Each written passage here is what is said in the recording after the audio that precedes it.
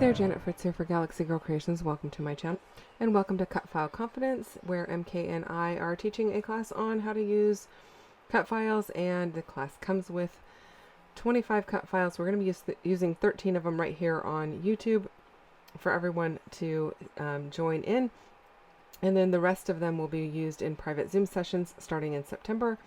And I think we still have a couple of kits available that are pre-cut, so you get the cut files, you get some exclusive papers, some non-exclusive papers, and some frames. But you can't see anything beyond the first 13 cut files unless you join the class. So the link is down below in case you're interested in that. I am doing some embossing on my cut files, which we actually have already done. So we've already shown this technique. I was also supposed to be using texture paste, and I started out with texture paste. You're going to see me pull out a paper that has the texture paste on it and a stencil. I did it while I was at a friend's house, and I let it dry. By the time I got home and started playing with it, I totally forgot I was supposed to use the texture paste. So it doesn't make it on the page, but had I remembered, I would have done it on vellum, and you're going to see me use vellum with ink. I would have just replaced it with texture paste and it would have been fantastic, but in my little brain I totally forgot about it. So I think what I would have actually done is done the texture paste on the vellum. I'd have flipped the vellum upside down so it was kind of faded out a little bit, not quite so bold, and I would have done the exact same thing that I'm going to do here with the ink. It just would have shown up a little bit more, and it would have had texture paste, right? But yeah, I didn't do that. So I am using Wink of Stella pens to go ahead and modify the light bulbs here. I'm giving it a little bit of like a silvery gray color around the outside edge and some yellow on the actual filament portion of it. I don't know, the broken one, maybe the filament should have been not working either, but I made it yellow also, so it is what it is. Taking a little creative license with what would possibly happen with a light bulb. So I am using black paper, and it's going to help these photos to stand out. This is the oldest of the 3 kids I take care of. My husband and I, we actually spent the night with them, the evening with them. We didn't stay over. We just spent the whole evening with the kids while mom and dad were out. And it happened to be right around the St. Patrick's Day, and so the girls both had leprechaun traps to make for school projects.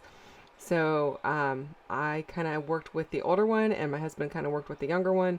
You know, a little back and forth between them, but that's kind of what we did. And so this is what the older one came up with. She actually made 2 of them because she had 2 cereal boxes, and so she was like, I'm making 2 and they're going to be different. And so here I did try to use that texture paste by cutting it out, and I just didn't like it. I don't know why I didn't think to put it on this vellum, but I'm using ink, and that's what it comes down to. But you could actually also use the texture paste instead of like the embossing powder on your cut file, so that would be another good way to do it. My vellum here has a little bit of a metallic fleck in the paper here and there, and so I thought that works. It's kind of like, you know, the spark of imagination. So I'm leaving that in there. For whatever reason, I could not find my regular vellum when I needed it. I was packing up for an evening crop, and I had a very limited amount of time to do that. So this is, yeah, I don't know. This is what I took with me, and then I brought it back home, and so I ended up doing this at home, but I just used the kit that I had packed for the crop, trying to get it all done before a very long road trip to Idaho, you know. So yeah, it is what it is. And I do love how it all turns out though, so that's really exciting. It makes me super happy. So I am going to back all of these cut files. I'm using a Tim Holtz stencil, one from Stampers Anonymous, I believe, and giving it some rays of light, I guess. And I like that it keeps it somewhat see-through, just like an old school light bulb, and so that makes me really happy. I do also have some little mini flare pieces. These are from the, I think the Target dollar section, or maybe not even the dollar section, but at St. Patrick's time frame in March, early March, they had a pack, and I think it had, well, yeah, it had 6 different pins in it. So I took the backs out of them, not the whole round disc, just the pin portion. You might have seen me do that earlier with some tweezers. You kind of have to bend things around and finagle it to work it out. But I pulled them out, and then I ran them through my Stampin' Up! Die cut machine. Just changed the plates, so it wasn't meant for dies. It was, I used, I think, the embossing plate. I think it's an embossing plate. I'm about to look right now.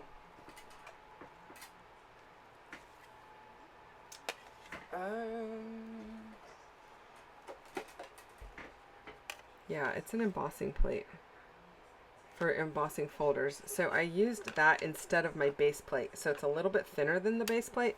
So I still used the 2 clear plates, which are number 2, and then I used the number 4 plate. So if that helps you out at all, it's a great way to do it. So I also had to finagle in getting a title in here. So my title is going to be, I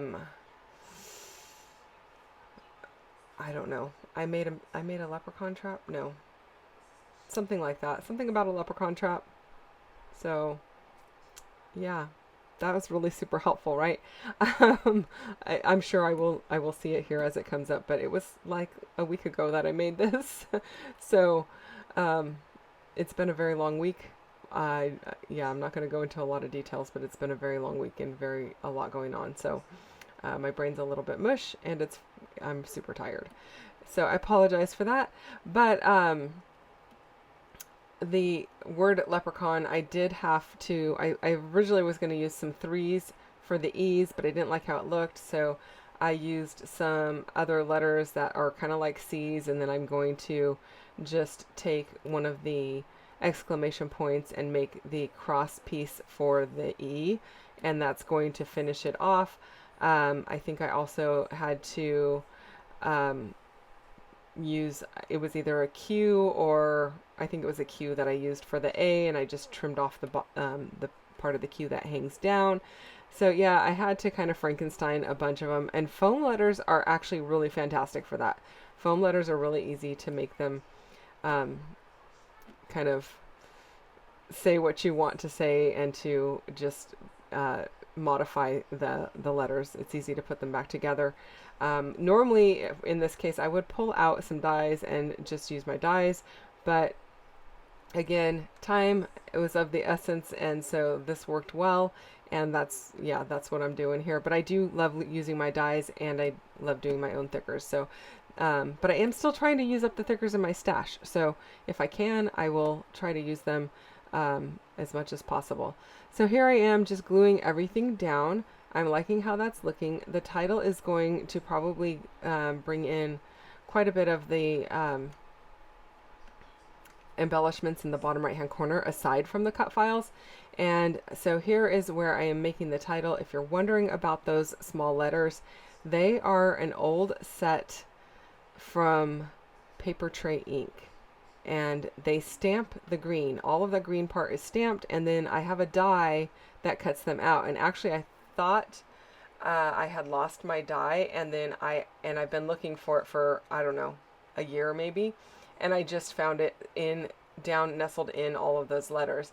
In the meantime, my dear friend Cindy sent me some letters, the ones off to the left hand side, but they were a little bit too blue-green for what I was looking for, so I was able to kind of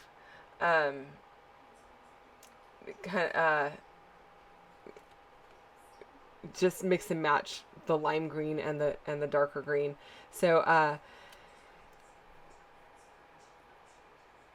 so the title says How I Trap Leprechauns, and that was super important because of all of those green letters, I only had one A, so I couldn't say let's make a leprechaun trap, because I didn't have an A for the M. I tried a whole bunch of different things, and it was just had to be how I make I trap leprechauns. And I am actually going to have her tell me or write down what she does in that little space there with the label. So I thought it came out really super cute. I do have a little Fisker's punch that punches those 4-leaf clovers. So I went ahead and put a couple of those on there. And I am calling it done. I hope that you guys enjoyed this one. And if you're interested in the class, the link is down below for you so that you can go and check that out. Don't forget to go check out what MK's doing, and I will see you guys again on Wednesday. Take care and have a great day. Bye-bye.